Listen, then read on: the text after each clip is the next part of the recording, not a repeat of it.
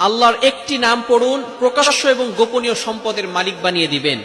এটা আমি বলছি না, আলী রাদিয়াল্লাহু তাআলা আনহু বলেছেন। কানজুল উম্মালের 975 নম্বর হাদিসের ভিতরে আসছে, হযরত আলী রাদিয়াল্লাহু তাআলা আনহু বলেছেন, যদি কোনো ব্যক্তি অলওয়েজ আল্লাহ তাআলার একটি নাম পাঠ করতে পারে, তাহলে আল্লাহ পাক রব্বুল আলামিন তাকে প্রকাশ্য এবং গোপনীয় সম্পদের মালিক বানিয়ে দিবেন। প্রকাশ্য সম্পদের মালিক মানে হচ্ছে আল্লাহ তাআলা আপনাকে সম্পদ দান করবেন, আল্লাহ তাআলা আপনাকে গাড়ি বাড়ি দান করবেন।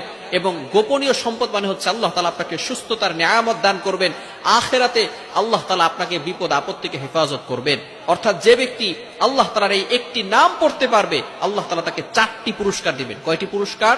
4টি পুরস্কার। 2টি পুরস্কার আল্লাহ তাআলা দুনিয়াতে দিবেন এবং 2টি পুরস্কার আল্লাহ তাআলা আখিরাতে দিবেন। দুনিয়াতে যে 2টি পুরস্কার দিবেন, 1 নাম্বার হচ্ছে তার অভাব আল্লাহ তাআলা দূর করে দিবেন।